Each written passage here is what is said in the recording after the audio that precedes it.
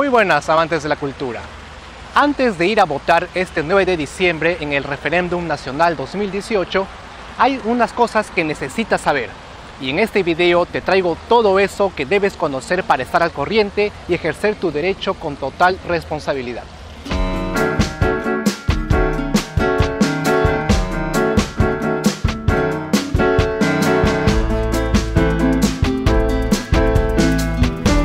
¿Por qué se está convocando a un referéndum? Se está convocando a referéndum para consultar a la población sobre la modificación de nuestra Constitución, porque desde el año 1993 hasta la fecha nunca ha ocurrido una consulta popular para ratificar una reforma constitucional.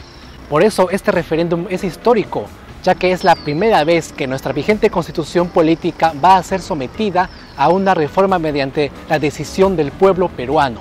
Se va a modificar una serie de artículos y nos van a preguntar si estamos de acuerdo o no. Entonces, cada vez que se quiere reformar la Constitución, ¿se debe realizar referéndums? No siempre. Para reformar nuestra Constitución tenemos dos alternativas. La primera es que el Pleno del Congreso apruebe la propuesta con mayoría de 2/3 en 2 legislaturas ordinarias sucesivas. Esto es lo que siempre ha ocurrido con la Constitución desde 1993. Se ha ido reformando con la única votación del Congreso. Pero hay otra alternativa, la cual consiste en que el Pleno del Congreso aprueba la propuesta con una simple mayoría de mitad más 1, para luego ratificarse mediante un referéndum. Eso se está haciendo ahora. El presidente Martín Vizcarra ya presentó al Congreso los 4 proyectos de ley que contemplan la modificación de 45 artículos de la Constitución. Estos proyectos ya han sido revisados, debatidos y aprobados por el Congreso. Ahora le toca a la población evaluar cada proyecto y decidir si los ratificamos o no. ¿Pero en qué consiste cada proyecto? Cada uno de ellos se sintetiza en una pregunta que se formulará en la cédula. La primera pregunta dice así: ¿aprueba la reforma constitucional sobre la conformación y funciones de la Junta Nacional de Justicia, antes Consejo Nacional de la Magistratura? Para responder esta pregunta necesitamos saber primero qué es el Consejo Nacional de la Magistratura y qué es la nueva Junta Nacional de Justicia. El primero es un organismo autónomo que se encarga de nombrar mediante concurso público a jueces y fiscales. Se encarga de ratificarlos o de destituirlos según sea el caso. Está conformado por 7 miembros elegidos en votación secreta y que cumplen ciertos requisitos. Pero la nueva propuesta que se hace en este referéndum es crear la Junta Nacional de Justicia, que busca reemplazar de manera definitiva al Consejo Nacional de la Magistratura. ¿Cuál es la diferencia? La diferencia es que la nueva Junta Nacional de Justicia tiene funciones adicionales, como por ejemplo registrar y publicar la relación de sanciones disciplinarias de jueces y fiscales, así como la presentación de un informe anual al Pleno del Congreso. Además, la Junta ya no tendrá 7 miembros elegidos en secreto, sino que tendrá otros 7 miembros que son el Defensor del Pueblo, el Presidente del Poder Judicial, el Fiscal de la Nación, el Presidente del Tribunal Constitucional, el Contralor General de la República y 2 rectores, uno de universidad pública y el otro de privada. A esto se suma que los nuevos miembros de la Junta Nacional de Justicia tienen que cumplir otros nuevos requisitos más estrictos para ser parte del nuevo organismo. Entre esos requisitos está, por ejemplo, el ser abogado con experiencia profesional no menor de 25 años y haber ejercido cátedra universitaria por ese mismo periodo de tiempo. Toda esta información tú la encuentras publicada en la página Voto Informado. Así que si quieres saber más de los requisitos y todo sobre la Junta Nacional de Justicia, lo encuentras allí bien explicadito. Después de haber leído, estarás mucho más informado para marcar el sí o el no según tu criterio. La segunda pregunta del referéndum dice así: ¿aprueba la reforma constitucional que regula el financiamiento de las organizaciones políticas? Este tema del financiamiento de los partidos políticos está estipulado en el artículo 35 de la Constitución. ¿Qué dice este artículo? Dice que la ley establece normas para asegurar la transparencia en cuanto al origen de los recursos económicos de los partidos políticos y el acceso de los medios de comunicación estatal. Eso es lo único que dice el artículo 35. ¿Cuál es la propuesta que se va a consultar a la población este 9 de diciembre? La propuesta es modificar este artículo añadiendo unos puntos importantes. Estos puntos son verificar, fiscalizar y controlar el origen de los recursos económicos de las organizaciones políticas. Otro punto importante es que los ingresos podrán ser de origen público y privado y se regirá por ley conforme a criterios de transparencia y rendición de cuentas. Esto significa que los partidos pueden obtener financiamiento del Estado y entes privados, que pueden ser personas o empresas. Además, los partidos deberán publicar todo ingreso que perciban, todo gasto que hagan y todo saldo que les quede. El financiamiento público lo que hace es promover la participación y el fortalecimiento de las organizaciones políticas bajo criterios de igualdad y proporcionalidad. El financiamiento privado se realiza a través del sistema financiero, pero tiene topes y restricciones. En cuanto al financiamiento ilegal, se dictará una sanción administrativa, civil y penal, la que corresponda.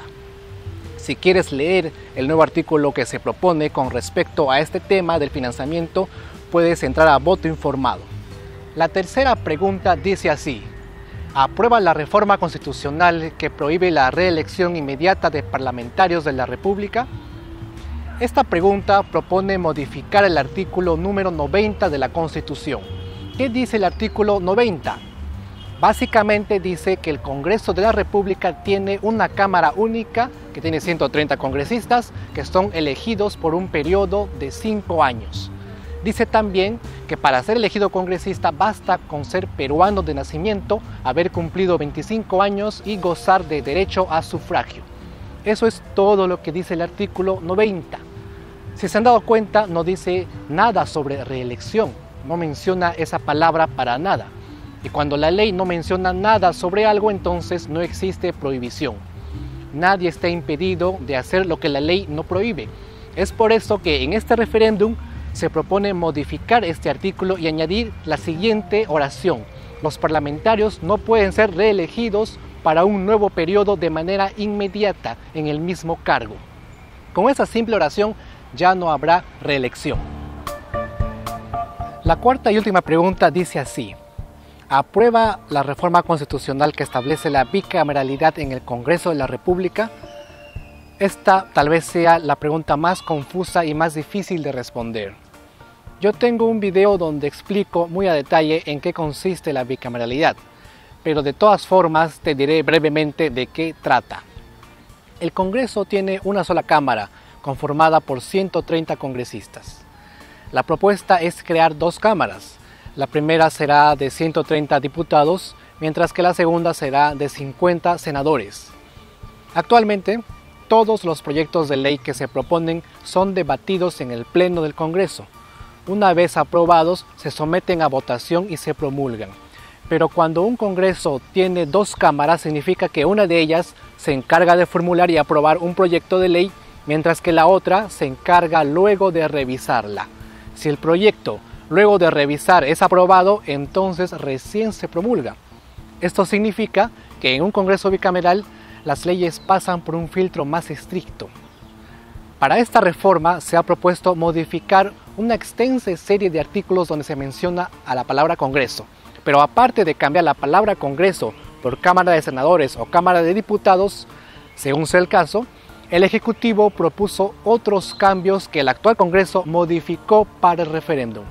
Estas modificaciones hechas por el Congreso sobre la propuesta del Ejecutivo consisten en eliminar la declaración de intereses y la paridad de candidatos. También se ha modificado la cuestión de confianza, la cual ya no procederá por iniciativas legislativas como siempre ha sido. O sea, si se aprueba la bicameralidad, con ella se aprueba también que la cuestión de confianza ya no será posible para iniciativas legislativas como el presente referéndum, por ejemplo. Además, cuando se niegue la cuestión de confianza por segunda vez, solo la Cámara de Diputados podrá ser disuelta. La Cámara de Senadores no podrá ser disuelta. Esas son las modificaciones que debemos asumir si es que queremos la bicameralidad. Para tener una idea más clara, recomiendo revisar la página de Voto Informado.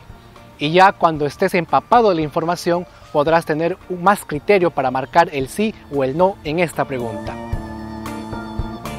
Eso ha sido todo con respecto al referéndum que se avecina este 9 de diciembre.